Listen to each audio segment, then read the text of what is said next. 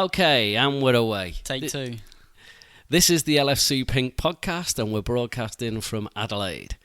We're a father and son team. I'm Simon Parr, and I'm Scott. And we're originally from the Liverpool area, but we've been living out in Adelaide for 11 years. We just want to share our thoughts on LFC with anyone that wants to listen, and if not, we just like to talk shit amongst ourselves. We've called the podcast The Pink. For those outside of Liverpool and outside the UK, they probably don't really get what The Pink is about. The Pink was the paper that was put out by the local news publications after the games at the weekend, pre-internet. That's where you used to get all of your news and information about the games. Those publications are long gone now. When the one in and around Liverpool was called the Pink Echo, and that's where, in my day, we got all our news. Nowadays, social media takes it all over, but we wanted to call this podcast The Pink. Our first podcast, is going to be our view on the Champions League this year. We were lucky enough to actually be in Kiev last year. We never made it to Madrid this year. So we're just going to do our take on the Champions League. So, without any further ado, this is the Champions League special. Over to you, Scott. Beautiful introduction there, Simon. So, we start on match day one. Yeah, match day one. PSG came to town. Couldn't have got off to a better start, really, could we? No, not at all. It was Alisson's Champions League debut, which was on the follow-up from last year's disaster in the final. It was his semi-final, you mean? Yeah. No, our disaster. Final, his disaster in the semi-final, but our disaster in the final with the keeper that we had at the time. So having Big Alisson in goal was great, and PSG came to town. It was nice to get one of the big boys to come to town, wasn't it? Really? It was. A lot of excitement. Having missed a lot of the big boys during the big years since we've been out of it, it was nice to have a big team come. Good team to start it as well. Neymar, Mbappe. That's it. Oh, unbelievable. So, let's be honest, it was a big game. But did PSG underestimate the Anfield effect? Oh, definitely. I mean, there was stuff with Neymar and Mbappe saying, Anfield's not going to intimidate us, and I think we definitely got to them because we started off with a flyer, really. We did, and we were out without the big hitters. Bobby was out. Yeah, he had that eye poke against Spurs midweek. That's right. At the end of the weekend, so. And in came Studge. Yeah, which was still a shock at the time, thinking who's going to play. He came out of the blue, really, didn't he? It did, and showed he still had what it's got. He was. He's a natural born finisher, isn't he? So he certainly is. Give him one chance. It was his first Champions League start in 6 years. First Champions League start for Liverpool, It's unbelievable. He was already a Champions League winner. That's right. Chelsea, didn't That's he? right. Yeah, but got us off the mark inside 30 minutes. Yeah, good header. It was classic Studge in real terms. And then later on, Genie fouled. Later on, 6 minutes on. Yeah, Genie fouled. Keeper guessed the right way, but the pen was too hard. He just smacked it home. Milner. If you want anyone at the penalty spot, it's Milner. It's what he's only missed 1 or 2 for us, I think. Yeah. Out of everyone he's stuck, so he's pretty predictable that he's going to score, really. They get one back just before half time. Yep. Bounces off Andy Robbo. And it was a bit unlucky. Caught in nowhere's land. And they managed to put it away. But again, boys come out and do the business again. Second half, I thought that PSG were a lot better. They came out second half a lot better. They had a few chances. And Mbappe put one away with 7 to go, and we're thinking we're throwing this away here. Yeah, and he certainly looked like he thought he'd done. Celebrating in front of the cop. Yeah, he enjoyed that, didn't he? He did, big time. And then we threw on Bobby. Bobby off the bench, which was I think the most famous thing for his one-eye celebration after he scored. That's it. I mean, it's on T-shirts, it's in songs, it's all over the shop now. So it's a great way to start the season, Champions League season, wasn't it? Yeah. In injury time, getting that winner. And it was just in and around the whole thing was just like really positive around the club. Yeah.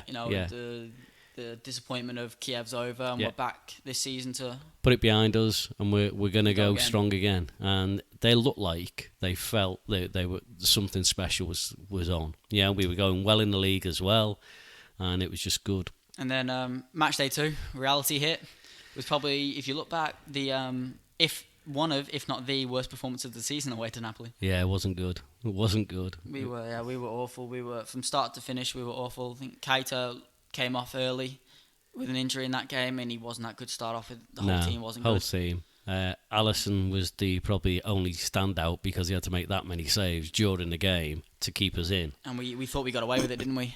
Did. But it wasn't right till the 90th minute. Yeah. Insigne scored to break our hearts, really. Yeah, it was right in the last minute. We thought we'd got away with it. Yeah. Thought we'd got away with it, but I mean, they got what they deserved at the end of the day. They did. You know, they played well. We didn't travel well. I think again, a bit of a reality hit. Back in Europe, away from home. The league was also taking its toll. Taking priority, I reckon. Yeah, quite. But yeah, and hindsight, we can look back and say maybe the manager knew what he was doing all along, and we had no bloody idea. You know, so we say because starting Keita and everything else, but. Yeah, we put that one behind us and move on to match day 3. Home, Red Star Belgrade. Not played Red Star for a long time. It was a weird one, wasn't it? Because they came through the playoffs and having some flares being thrown and stuff like that, they actually had no fans inside the stadium. No. So it was a weird atmosphere from our aspect of watching it in the early hours of the morning. So I can't imagine when you're there how it must have felt. Yeah. Because you don't really have that bouncing banter between the fans. No, you need it. You need the away fans. And the whole part of Europe is you get to see these different type of cultures. You know, that's why we're so integrated in our culture, fan culture with Liverpool, because we gain it from Europe. And, you copy each other with, you copy fans, or the chants, or the way they are. And not to see Red Star, who notoriously we'll talk about that one the next one, but notoriously... Fantastic support. For them not to get their one trip to Anfield, which is unfortunate for them. It's a shame for them. But then again, you've got to also not step over the line on sport. I mean, we've been close a few times in recent years. They were warned, but good start inside 20 minutes. Yeah. Firmino back in the starting 11. That's it. Manny had a pen saved. He did, and and he missed other chances as well. I mean, Mane went through a run of missing some decent chances. Yeah, went through a run of decent chances. This is when Salah was still picking up. Mane went through a dodgy stage around here, but it was just job done, wasn't it? It was a professional performance. Like we've written down here, it was easily done. Yeah. Firmino 20 minutes in, Salah got 2, one just before half time and a penalty after. Yeah. And then Mane finished it off, getting a goal, minute. which he probably deserved at the end of the night, to be honest. Because he had that, again, so many tough chances they didn't take, and then his actual final goal was actually fairly straightforward. So that's it. So it's a easy 4-0 win at the end of the day. Yeah. And and again, nice to get back into winning ways in Europe. We needed that. We know. Let's be honest. We knew it was between us, PSG, and Napoli, between the two places, being realistic. That's right. And so you've got to beat the teams. You've got to beat Red Star. Exactly. Yeah. But I reckon the 4-0 win and how easily it was, I reckon we definitely underestimated them when we went to... I think so. And I think we also underestimated the passion of the fans and how it affects that stadium. We talk about people coming to Anfield and underestimating our atmosphere, but I think I haven't seen videos. I've never seen anything like what I witnessed. And our friends actually went to the game. Yeah, big Red Star fans as well as big Liverpool fans. They saw the opportunity and went, and seen videos they've sent back, and it was unbelievable, unreal, wasn't it? I mean, and that tunnel, oh my God. You wouldn't want to walk down that tunnel. I mean, everyone's seen the video of someone actually walking the tunnel filming, and you can hear the crowd. It is so intimidating. It's a good 10-minute walk from the change rooms, I think. And also, I hate that purple kit. I know you like it, but I don't like that purple kit. Old-fashioned, isn't it? Yeah. Old-fashioned yourself. I'm a fan of the big, bright kits. Yeah. Doesn't do anything for me. I look at it and I thought... And when you look at the starting lineup, again... Lallana started. Yeah, Lallana started. Sturridge... was in there as well. Again, it was good to see him come back in, but you look at it as a weakened lineup in real terms. But if you look back and you say we play the starting 11 in that game, win comfortably, go to the weekend and underperform because the lads are tired, then you're looking back and going, we should have rested players midweek. Yeah. Because of, lads were tired. We should have rested these boys. So I think, we all know Klopp's are big on rotation. And I think the boys, you would think when you get a chance, they take it.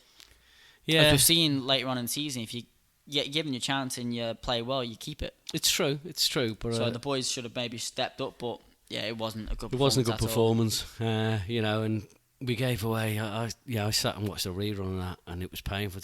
Corner after corner after corner we gave away. They were dangerous. They were so dangerous. And then eventually one of them was going to go in. And then, the second one they scored was a screamer as well. Oh, it was way outside the box. Didn't half it that sweet. Sometimes you got to not take that on the chin. To a certain extent, yeah. I'd have probably felt happy with a 1-0 defeat rather than a 2-0 defeat. 100%. Happy with a fucking defeat in general, but. Yeah, but it is what it is, and going to PSG match day 5, we needed a result really, some sort of result. We definitely needed it. Having had one loss, and then you go into match day 5, and you think, right, PSG, we're gonna do these. Well, you go there and you get a point. I think the way the table is shaping up, go there and get a point, which means then you just need to get a point against Napoli, maybe a win to win the group. Yeah. But again, the fact that we could turn PSG over at Anfield, you think we go out there and you get a draw or something, and it would have been nice. But at least we got we got an away goal. But it's still you want to. I don't know. I didn't think it was a great performance, if I'm honest. No, it was a third away game, third straight loss in the end, and third straight poor performance. Yeah, and second straight loss in Champions League. Third in total, but people are starting to ask questions of Liverpool and thinking, have they bottled it? Are they losing it? Stuff going on. We can definitely see where they're prioritising. That's it, and it was tough. Well, we went 2-0 down thanks to Bernat and Neymar, and we only got one back thanks to a penalty just before half time. But again, I don't think we really looked like equalising. Really, I mean, we played Gomez at right back. And Trent Alexander-Arnold. It's clear that we're missing any kind of quality delivery in the game at all. And it's you're going over there and you're trying to counter their attacking nature as well. But again, a lot of questions were asked to Klopp around that. Trent's young, I reckon. I mean, it's the old saying with Michael Owen. We relied heavily on him when he first came through, and he said basically in interviews that he felt he needed a rest. But he couldn't because he was a main man. Yeah. So I think Klopp's using that type of philosophy and trying to rest. So he's a young lad. Yeah. Needs the break. And maybe because he knew PSG would have a lot of the possession, he thought we'll go more defensive with Gomez, who'd been playing very well. Oh, Gomez is a good player. Playing very well throughout the start but of the he season. is a defensive player. He is more of a classic fullback or centre half than he is. He doesn't give you that delivery that Trent gives you. And I think the way we attack, especially with the fullbacks, it allows us to push the opposition team back. Yeah, their fullbacks can't get on. Exactly. But you take that defeat and you think, okay, it was tough. It was tough. And now, especially seeing them celebrating. Yeah. There's pictures of them celebrating with their fans like they just won the bloody thing. Yeah, but it's a big scalp. And they knew they were more than likely then going to top the group, which was huge because the Champions League is getting better and better every year. Topping your group in the Champions League is imperative if you're looking to go on and do well. You'd like to think so, but Liverpool never like to do it, do you? You're right, but the likes of us, PSG, or Napoli are always going to finish maybe second. Yeah, and that if you look at that in a round of 16, you don't want to face any of us. No, you don't. So to finish in top of the group, they knew they were going to Red Star, knowing that probably a point would get them top of the group, and us and Napoli were finding it out on match day 6 for second. And we needed a win, and we didn't without conceding a goal. 1-0 without conceding a goal was, we can see we needed to win by 2, didn't we? Yeah. It all lined up for another Olympiacos moment, really, didn't it? And at that point, we'd only had one clean sheet in the Champions League that season. So going into that, you're kind of expecting that Napoli are going to score and we're going to need to score 3 goals, and you think, that's a big Like ask. I said before, it's asking for Olympiacos all over again. Yeah. And you could understand Napoli coming into that game confident. Yeah, 100%. Because they know that they're probably going to score, and if they score, it's going to make it so hard for Liverpool. And they're a good side. They're a really good side, So we had to do the business in style, and again, I think it was a real tough job. Again, not exactly the greatest game under the sun. I think that's the way we wanted, though. I think we couldn't afford it to get too manic. I think it was more professionally done. We went 1-0 up early-ish, just after the half-hour mark. But Salah had missed one not long before with a really poor touch. If he'd got a clean touch in front of the keeper, he'd have buried it. But his touch, and then the goal that he scores. So, there was a big hype over Koulibaly, wasn't there? He played very well against us in match day 2. He did. And there was massive hype over him. We could sign him. United are all over him. But he basically turned him like he wasn't even there. That's right. So, and then he put it in near post, beat the keeper, really tight angle, and it was like, Well, it makes you think, but then you go 1-0 up. Do you push for that second? Because if they score, we're going to need 2. Do you sit back and defend on it? I think that's when really our defensive strength started to show. If we wanted to sit back and defend the lead, which we haven't been able to do since I've been alive, really. No. We were able to. So, sat back a bit more, professionally done, until a dying minute where we all shit ourselves. Didn't we just? Well, I was in work at the time, and I had my manager on who's a Chelsea fan. And I walked away from my phone thinking it was done. And next minute I hear him scream, sprint back and see the highlights of him, Alisson making that save. And it's phenomenal, isn't it? It's a hell of a save. Hell of a save. All you want to do is go out, make yourself big. He puts Lovren on to make 5 at the back to shore it up with a couple of minutes to go. And you think Dejan goes wandering. And somehow they get a free man in the middle and just makes himself as big as possible. And he's a big bloke anyway. Let's be fair. No, but you would expect that. You'd be disappointed with your forwards if they don't put that away. 100%, especially the way it was done. And you think how much we spent on him. That save, therefore, takes you into the, it probably saves. We get our money back basically. Oh, big time. You forget everything else he's done this season, the final, what have you. That save probably matches money wise. Yeah, that step. Getting out of the group that gets you into the round of 16. You don't know mentally as well, having made huge. the final the year before and all of a sudden you get knocked out in the round of 16. Yeah. Group stage. You don't know what mentally that does to the players. No. But say from a club's perspective financially, it's huge. Huge. And whether we like it or not, the bean counters do need the money because we all want them to buy more players, and every step, every round in Champions League is massive. So there we were, round of 16, knockout stages again. Looking at who we could possibly get, I wanted Madrid. I know you did. I wanted Madrid. I did want Madrid. Not after the previous year. I didn't. I wanted revenge. I knew they weren't the team they were. Having watched them in the group stages, they had major frailties.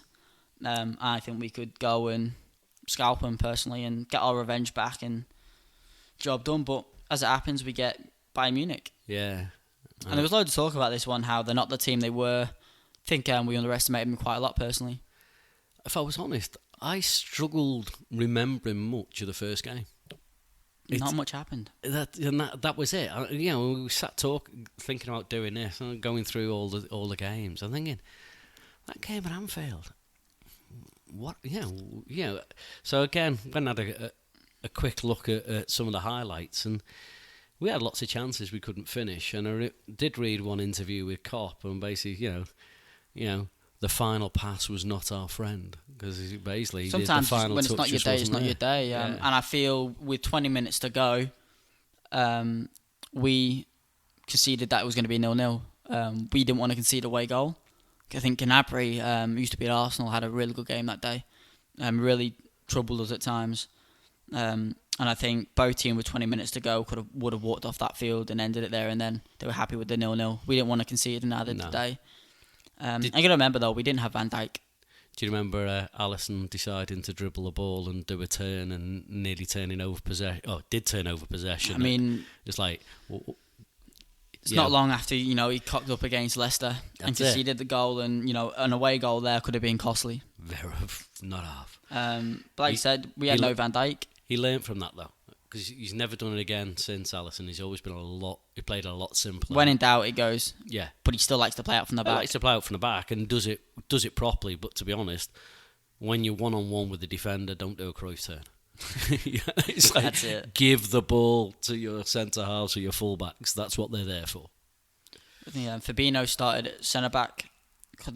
Started our... I'd forgotten about that, yeah. Started our run of, let's say, centre-back frailties. Yes. Having stems to Wolves, where we played a 16-year-old in the FA Cup. But yeah, look, you're playing the likes of Lewandowski and stuff like that, Gnabry, Ribery and Robin still playing, bouncing around. For us to get, not concede was... Yeah. You take it, wouldn't you? Yeah, you would. And it shows that we can actually do without Van Dijk. Just don't want to. Yeah. And then... so we go to the away leg. And we've got Van Dijk back. And we have this huge game. Performance of the season, probably. Yeah. Performance of the season. But written down here, professional. Yeah. I think Klopp said in his interview it was probably the best away performance he's ever had from any team. We just went there and did the business. And it's the T-shirt for me. The T-shirt goal, Mane's T-shirt goal. Is he missing? Yeah, and no, he sends Neuer. The echo. Sends Neuer for the echo. Turns him and just watch that goal over and over again. Well, Van Dijk claims it's his for that one. It shows our different ways we can attack. We can do the intricate passing. We can play the through ball. We can whip the ball in, or we can just go route one. Yeah. So it's just with the pace we have, it's just a long ball over the top. The red arrows. It's red arrows at pace. It was ridiculous, that goal. His touch, his turn, and Neuer's a top class goalkeeper. But him to do that, was unreal. Got the away goal, which we really needed. Then Van Dijk also steps up with a header. He did after Matip's own goal. Oh, forgot about that one. Yes, yeah. Obviously we're still going through at this point, but I don't think you can blame Matip too much for it. Well, he had to deal with it. If he didn't, Lewandowski would have scored. So he had, I just remember him screaming at Robbo after the goal, absolutely screaming at him. Because Gnabry got him behind him. Yeah. And we caused him trouble in the first leg. But I think after that I can't remember much of an issue, to be honest with you. I don't think they ever really troubled us. And like I said, Van Dijk steps up with a header, which probably wins it for us, really. 20 minutes to go, they need 3. And we'd already know our defensive strength at this point. We weren't going to concede 3 in 20 minutes. Not a chance. And just the icing on the cake was Mane, 84th minute. Yeah. So, round of 16 done, and we're into the quarterfinals again. At this point, you want Porto, don't you? Yeah. Porto or Ajax. Knowing Ajax now, you wanted Porto, but it was Porto or Ajax because you want, at this stage in the competition, you're starting to look at the final. Best route to the final. Exactly, and there's no disrespect to Porto, but we beat them 5-0 away in the previous year, so they're not going to want to be coming to Anfield, are they? Let's be honest. Actually, I think out of everyone they wanted, I think we were the team they wanted out of everybody because they wanted retribution. Yeah, let's face it, no matter who they play, they were always going to be the underdog. So I reckon if they had any passion and fight to beat somebody, it would have been us. I think they were unlucky by getting the first leg at Anfield. Because if we went there first leg, I reckon they would have been really up for it. Yeah, been really tight, but it was, let's be honest, it was done and dusted by the time we got to their gaff, so... What do you say? Within 5 minutes we were up through Keita. Yeah, second goal in a week. Exactly, yeah, hadn't scored for ages. He scored at Southampton, which was, you look at their momentum. I think that win at Southampton really sparks our run. Yeah. To the end of the season where we don't even get beat, apart from the semi-final. But I think that helps with this. His confidence obviously flying up. He gets another start and gets on the goal sheet again. Well, Klopp talks about rhythm, and right now we were at this point really hitting some. He talks about also riding the wave of players. Yeah, and he thoroughly did that with Keita. And in fair play, I think Keita will start to come good. You know, Well, he's shown glimpses, hasn't he? yeah. So I think this year's going to be a really big year for him. I hope so. And then Bobby gets one inside half an hour on the 26th minute mark, and you're thinking, hey, up, we could be up for another drop in here. Yeah. But again, I think in the previous home game, which we haven't been too likely of, in the previous season where we've scored stupid amounts of goals. We scored 41 goals in the Champions League last year. And we just couldn't finish at times. I think we had many, many chances. And looking back, the tie was done, but at the time, 2-0 really should have been 3. 3-0, you think the tie's done. 2's always in there. Although we're shown later on in the semi-final that's not true, but 2-0, you give that to me at the start of the game, you take it. But I think the most imperative thing is a clean sheet. You'd rather 2-0 than a 3-1. Absolutely. You go to Porto with a clean sheet, 2 up, and then all you got to do is get 1 away goal, and you're flying. Well, I think it's similar to what happened in Munich. Against Munich in the first leg. 20 minutes to go, both managers settled for the 2-0. We were happy with it, and they were happy with it. They weren't pushing because they didn't want to concede anymore. No. We weren't pushing because we didn't want to concede the away goal. So. And they're setting up, thinking that they can score 2 back at home. Exactly. I think they set up, 2-0, they're still in this tie, which was completely true. And they started well in Porto. They did. Even the previous year, we say we drubbed them 5-0, but, they had one chance that they could have scored, and they scored that, it changes. But they started very well. The first 20 minutes, they were all over us, really. But again, they needed to. They've got to come out, and they've got to try and get an early goal. We've shown what an early goal does. Yeah. They didn't get that. Exactly, but we've got a decent defence, and the risk at coming at us the way you do, it does start exposing you. And first 20 minutes they were really good. I think they started to tire. Yeah. They came at us with everything they had the first 20, and if they score, they get that second wind, they go again, or they can just relax a bit because they've got one. They can relax, settle down, and then can maybe push on after half time, try and get a second, but. They tire off, and inside 26 minutes, we probably get a goal that seals the tie, really. Yeah. And it was a counter-attack. Mane, another goal, really, isn't it? Blistering pace. But then, I just think we got that, but the second half, they started coming at us again. They've got to score. And then it's time to start taking them apart. Well, I think we were a lot better in the second half. If you remember, Origi actually started against Porto. We all know Firmino's had his injury problems this year. Bobby comes on at half time, and we get that fluidity between the front three back. But I think it's got some space there as well. 100%. They have to press. They're coming on. There's leaving so much space in behind, and that's the one thing that those 3 thrive on more than anything else is space in behind.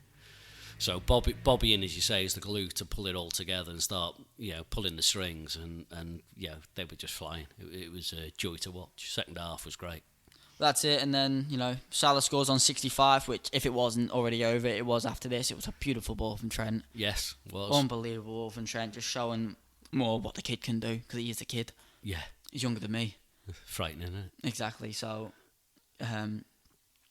They get one back. Milito, who's was already signing for Madrid at the time. I was very impressed with him. Actually, he was a bloody good player. That Milito, you can tell why Madrid have spent the money on him. But then they decided to play the Gino Wijnaldum music when they scored, which the away fans loved. They scored, and I think we celebrated more than they did.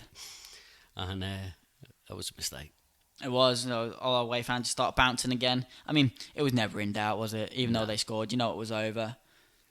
Bobby gets one on the 77-minute mark, and it was very unlucky for them to. And then Van Dijk gets one right at the end. 4-1 wasn't reflective on the game. No, not over over the 2 legs. I think it was Porto were hard done to on the score line. But it shows what this team can do if we get given the chances. We are dangerous. Yeah, and over 2 legs, we'll do a job. We're still unbeaten over 2 legs. Yeah, Klopp's with Klopp. Yeah, with 3 European runs. It's unbelievable stat. It is. And within high hopes, we already knew going into the semi-final who we were going to get, because they bloody decide to change the draw every fucking year, don't they?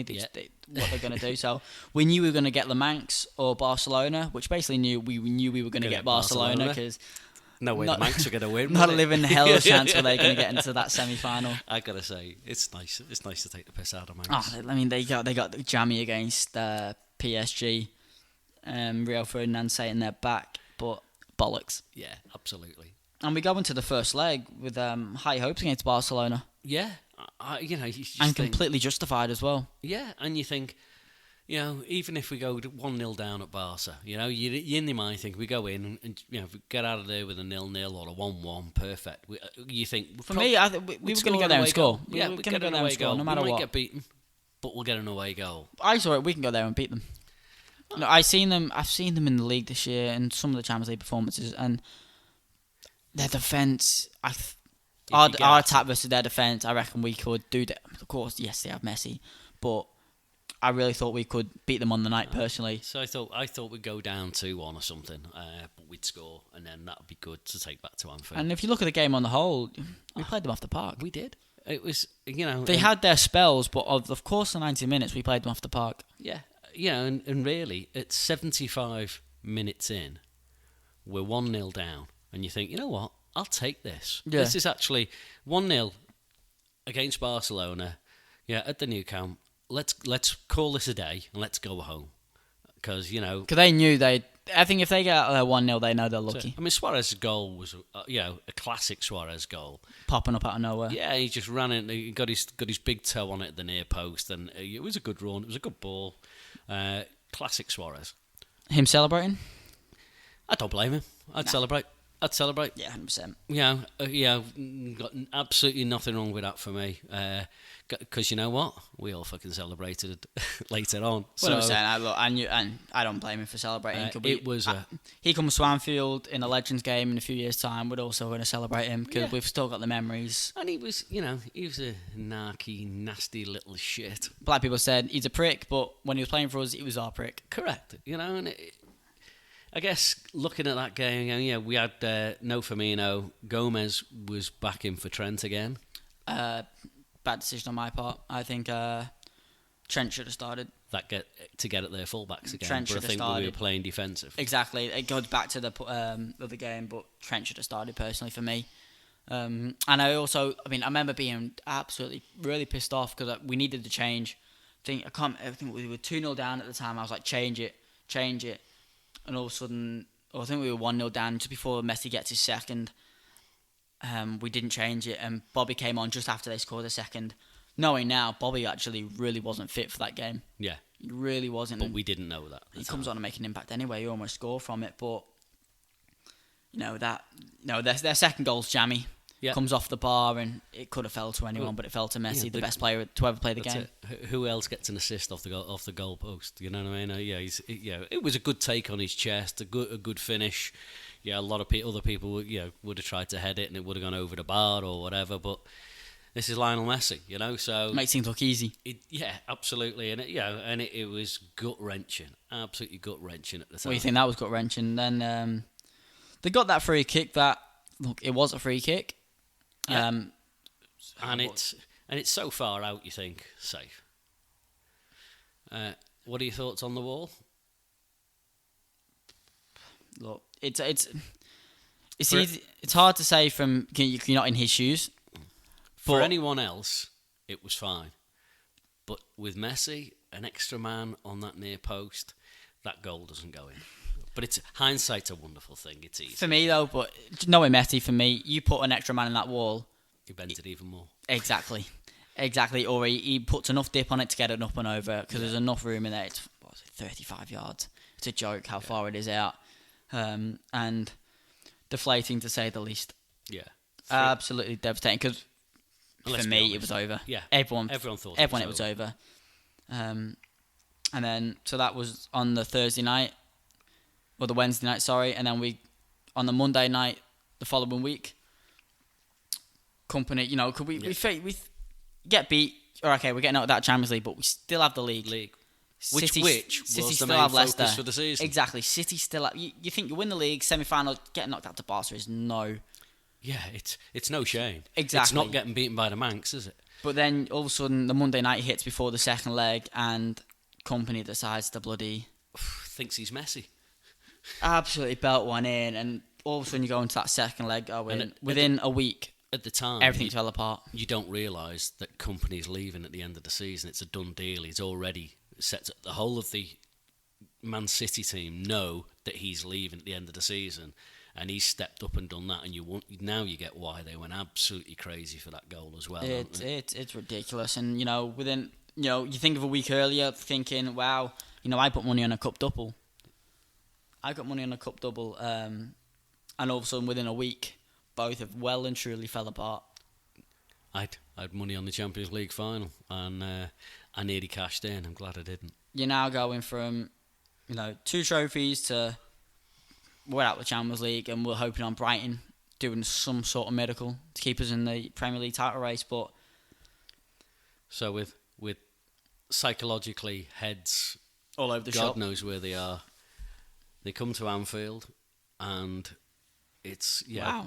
We talked about this before. So I thought, there was a good sort of like a bus meet and greet for the bus, Greet. but it wasn't maybe as manic as I expected it was going to be. If I'm honest, People went that game out of obligation. They Yeah. felt they had to because although we were more than likely going to win nothing, the boys give us one hell of a season, yeah. and you feel like and it's not like they didn't disgrace themselves in Barcelona, so you had to go out and support the boys. Although lots of people didn't. Well, they might have gone out. Lots of people didn't go into the ground. Lots of people actually give their tickets away for that game because they couldn't face getting beat, and thinking it was a done deal. It was over and done with, and it just goes to show you do not put this team down because you can't. I mean, you think of you put aside all the Anfield history and all the comebacks, but it's more just this. If you're looking at the history of this team, how many times have we come back this season from against the odd, your Newcastles, your Evertons, last minute goals, mistakes. The mistake against Leicester, we were able to bounce back from. The mistake against United, we were able to bounce back from. Then we forced mistakes on the opposition right in injury time and stuff like exactly, that. So going back to Everton, and you think of the kickoff. It felt like an eternity for the game to kick off, and you have Suarez on the ball in the middle on his own, and everyone is booing. They are hissing. They are getting right, trying to get underneath his skin, and it worked. And the kick off, question. and bloody hell, within 5 minutes, 7 minutes, we were 1-0 up, and everyone said if we're going to do this, we need a goal inside the first 10. Got to be an early goal. Everyone said you take 1-0 at half time, and we got that early goal. And it was off a Hendo shot as well. It wasn't him breaking through. We saw it at Southampton earlier on in the season. Him breaking the lines again. Yeah, he's back on the front foot. He's actually playing a more advanced position and a bit more of a Stevie Gerrard role now. Where the way he was driving through was Gerrard Lampard-esque. Absolutely. And it was a good save from the keeper. It's like, he got down low and made the save. Divock being in the right place, the right time. What you want from your backup striker, because we haven't even mentioned that bloody Salah and Bobby weren't even on the bench for this game. Both of them were injured, and so you're thinking this is over. That's it. No, Shaq's come out the blue, out the cold to start this game. That's right. Origi has got his goal against Everton. The Newcastle game was still yet to happen. That's it. I mean, all Salah was doing was getting some T-shirt organisation, massive amounts of publicity and prints, kind of thing. Bloody hell, they made money off that, didn't he? He did, didn't he? And you think just before half time, Alisson comes off with a huge save from Alba, who was their left back, by the way, all of a sudden on the right hand side of our box, darting run, and everyone thought it was offside. Yeah. Alisson makes a save, and then you realise it wasn't offside, and you think, fuck me. Yeah, it was very, very tight, but it wasn't offside. And like I say, you go in at half time 1-0 and you take that. Yeah. Henderson had gone down injured. You don't know who's going to come out the second half, because Henderson had gone down injured. Now we know he was getting injection jabs. And that was, you say, that was a fright. Then there was a change at half time. Robbo came off for Genie. Yeah, another injury. And you think, fucking hell, now we've got, our main attacking attributes down left and right. One of them's gone. Yeah. But I mean... And we've still got to, let's be honest, we've got to score 2 more goals. Exactly, and you think, how the hell are we going to do this? So you're relying a lot more on Trent, and boy, did he deliver. Yeah, delivery for Genie. 54 minutes. You know, he gave the ball away and he won it back. He looked like he's running into a blind alley. He'll say he picked Genie out completely, but I think it's just a hit and hope into the box. But you know what? It pays off. 100%. And it's, Genie's in the right place, the right time again. You know? And there was a similar chance in the first leg for Milner. And, it's amazing how things change. You know, a goal from that type of position at that time. Well, I think in the first leg, we had lots of opportunities, but we weren't clinical in our... They were half chances. Our finish. In the second leg, we were clinical in our finish, and Barca weren't. I think 100%. And roles reversed. Yeah, big time. But you could see on the faces of the Barca players, what's going on? Yeah, they were like, this isn't supposed to happen. We come here to have a party and win and go home, and all of a sudden they realise that this Anfield thing is a thing after all. I think they knew that personally. I didn't think they underestimated Anfield. I really don't. You look back to the first leg. Not once did they come out and say this. They didn't come out and say this is over. They knew it wasn't over. You think back to that Dembele miss right at the end of the first leg. Yeah. And the way Messi falls. They just beat Liverpool 3-0 in the Champions League first leg at home. And Messi falls down knowing that goal probably would have killed it. Like this tie, even though we're 3-0 up, this tie is not over. We have to go to Anfield. Yeah. So coming over and all of a sudden we're 2-0 up. Holy shit, what's going on? Game on. And then having a pretty poor game to start off with.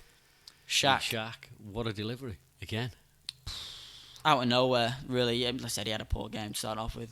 Yeah, didn't do much.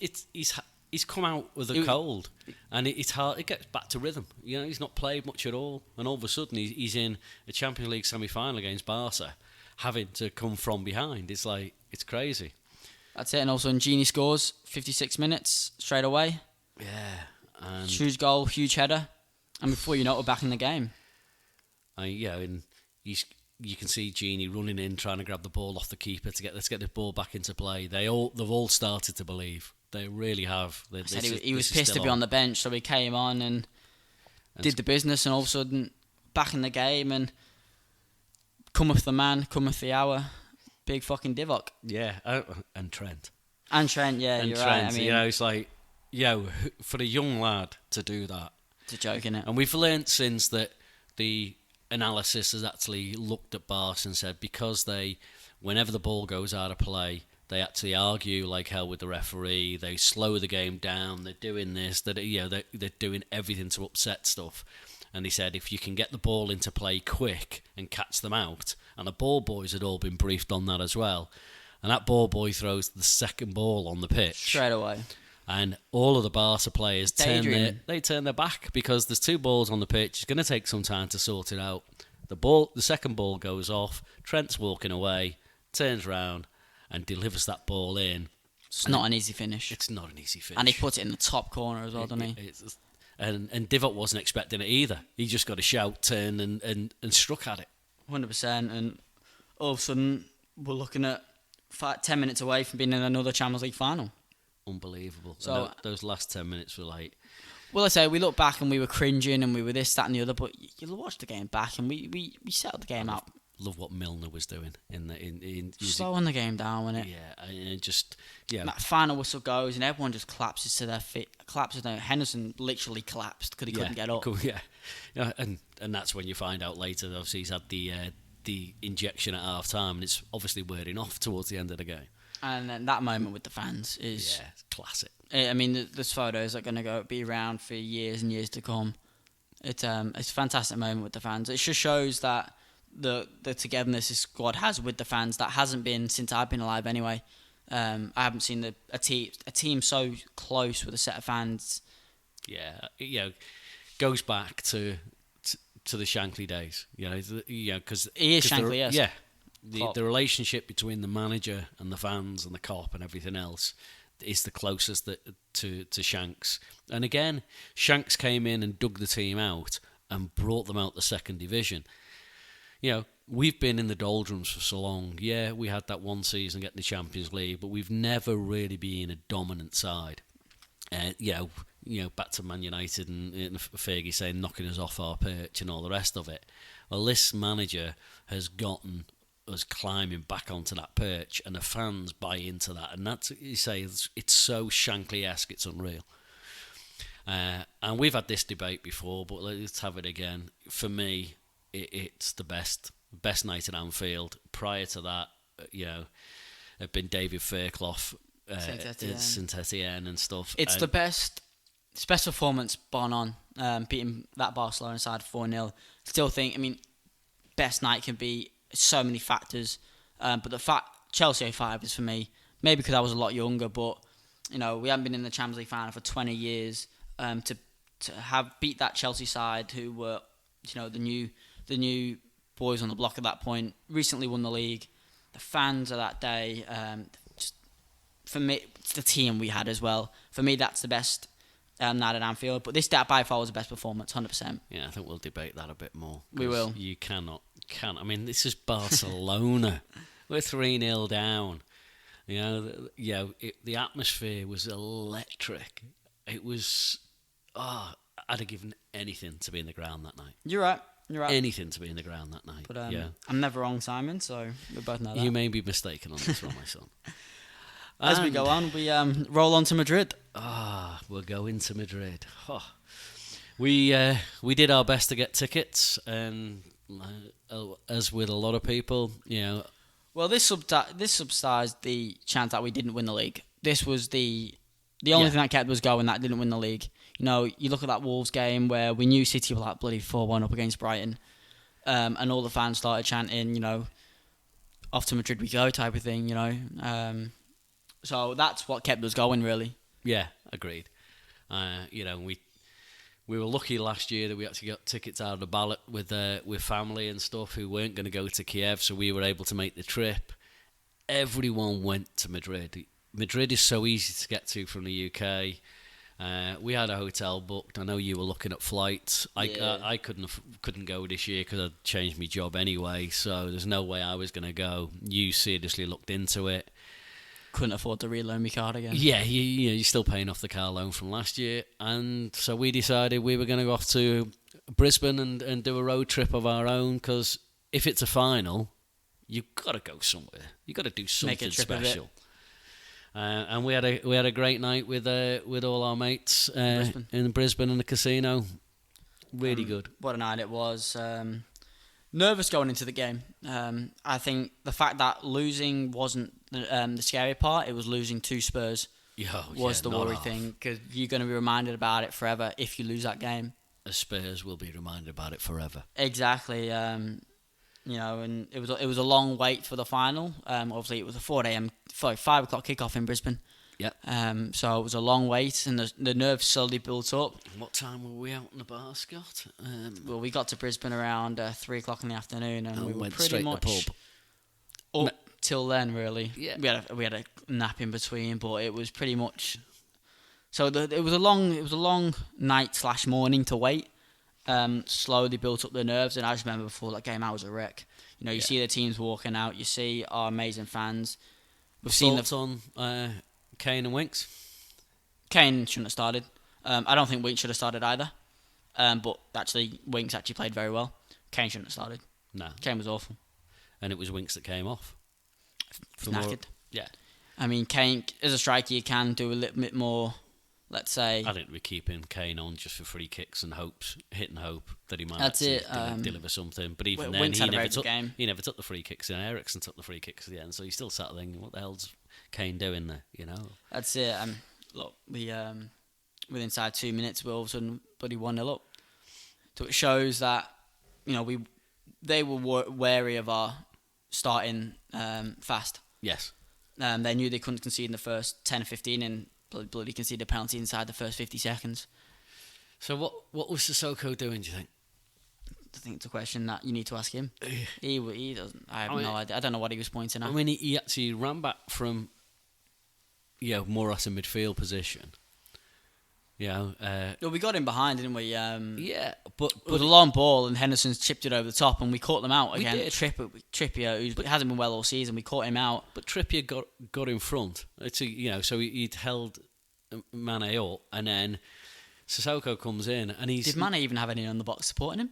No, he was waiting. He was Exactly. stood there waiting. So and then, he wasn't going anywhere. And then Sissoko's pointing behind him, not even looking. Because I don't know what the hell he's pointing at. I mean, it's one of those. If you're a Spurs fan, it's not a pen. If you're a Liverpool fan, it's a pen, let's be honest. But in the rules of the game now, if your arm's in an unnatural position and it hits your arm... It is so unnatural. It's that far away. And no attempt to get his arm out the way either. So... for me, it was a pen. I'd be sick if it was given us against us. I mean, but it was a pen. The worry was he was bloody going to take it because Milner hadn't started after Gini. Rightly so, Gini starts. Yep. After his heroics in the semi-final, they didn't decide to do that with Mortar on the bench. Mentally, that kills him. Yeah, and I still think that was a big shout. Millie not starting, to be honest. I can see why. I think everyone knew Gini was going to start. And Millie would come on later on. So, yeah...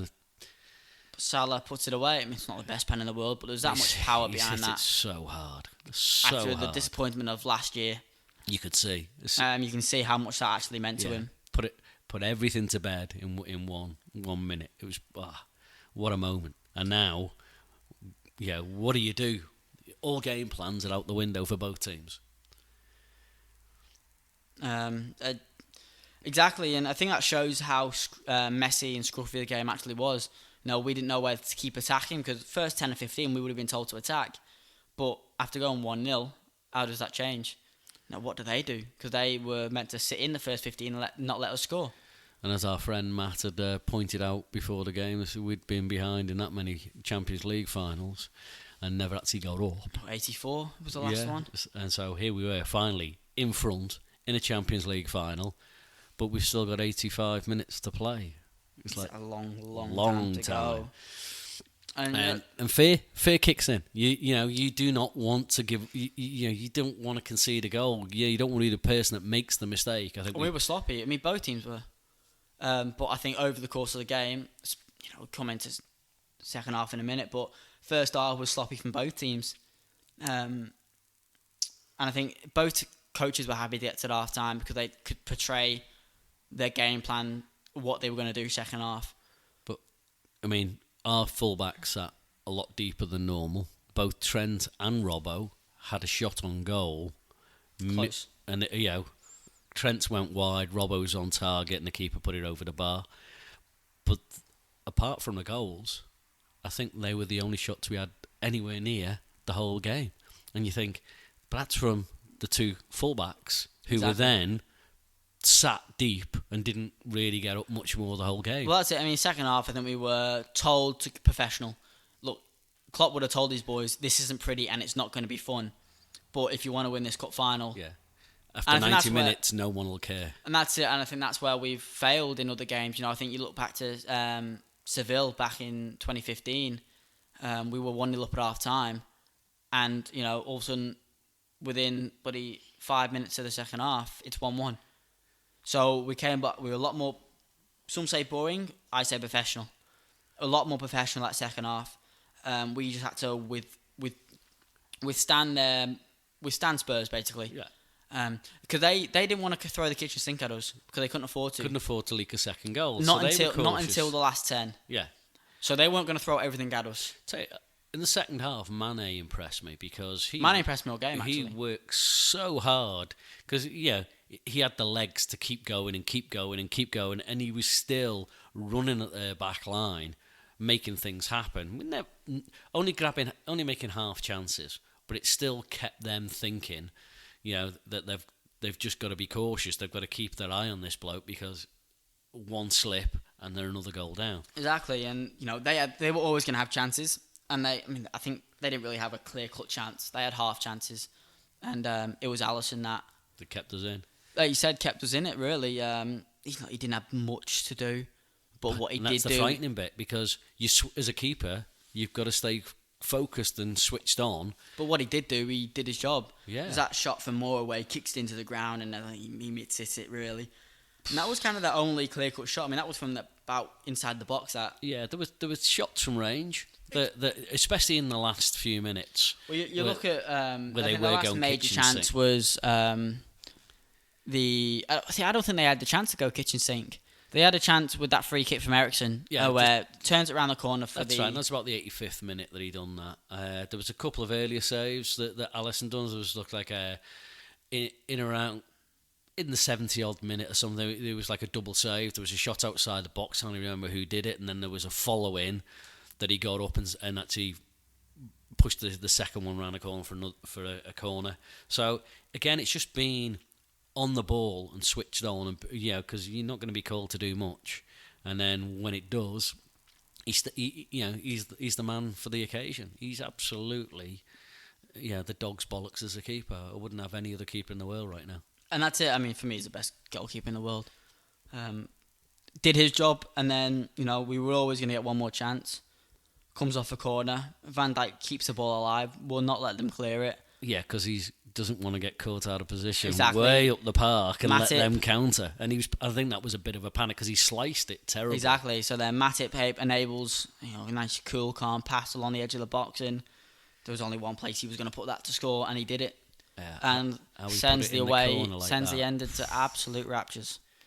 Because at that moment we knew it was done. Yeah, there's no way. There was like 5 or 6 minutes added on, which was stupid, but we knew it was done at that point. They knew it was done at that point. Their faces. Van Dijk fell to his knees, and the way we just celebrated, we knew it was done. And they put the camera on Kane at one point, and his face was like, this is done. He knew it was done. They had a few chances after that, but they knew in their heart that was over.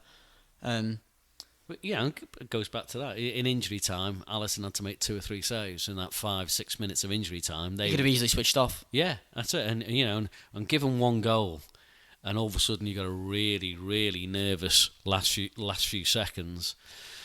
So it was all good, and boys picked up number 6. That's it. I mean, like I said, they went absolutely crazy, as you would, as a final whistle. It was just revenge of what happened 12 months ago. And it's stopping the hurt of losing the league by one fucking point. I know, us walking out of the ground in Kiev last year, absolutely. How'd you pick these boys up to go again? Yeah, and us as fans, physically we drained. needed that. We couldn't have. How'd you pick these boys up again? No. We lose this game. How? Yeah, and look, you lose to Real Madrid last year, and you cop it on the chin. There was no. Couldn't lose to Spurs in the final. You couldn't. No.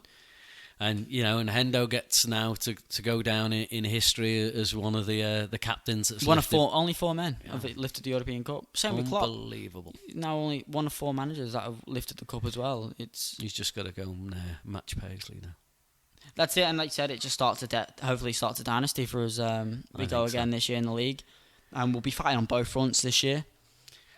All right, so I think we're just coming up to about an hour. So, and you've listened to us, chat shit about football. It's what we do. It's what we like to do.